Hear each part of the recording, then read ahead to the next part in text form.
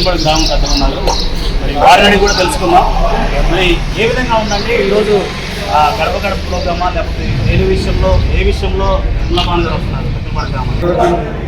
మన శాసనసభ గారు ఈ తక్కలపాడులో ఎప్పుడు కూడా భానుగారికి మెజార్టీ తగ్గించకుండా ఇక్కడ వైఎస్ఆర్ కాంగ్రెస్ పార్టీ కార్యకర్తలు కష్టపడి భానుగారికి ఫస్ట్ బూత్ నుంచి మెజార్టీ ఎప్పుడూ తెప్పిస్తున్నాం.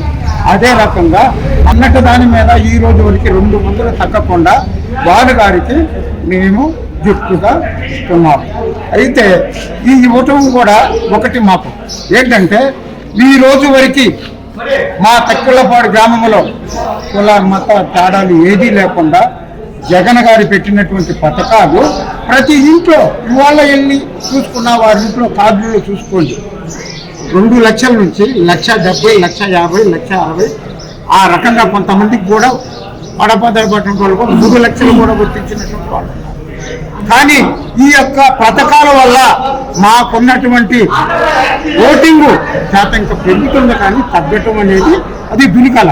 ఇప్పుడు 3 వస్తారు, 4 వస్తారు, 5 వస్తారు, ఎవరు వచ్చినా కానీ మా ఓటింగ్ చెదరగొట్టే విధానం వాళ్ళ వల్ల కాదు.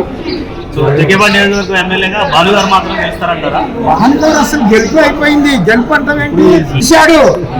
ఏ నియోజకవర్గంలోనూ సంక్షేమ పథకాలు లబ్ధి పొంది ఎప్పుడా ఎదురు చూస్తున్నటువంటి ఫ్యాను గుర్తుకు ఎప్పుడు గుద్దామా అని చూస్తున్నా మా వైసీపీ కార్యకర్తలు ముందు హృదయంతో ఉన్నారు.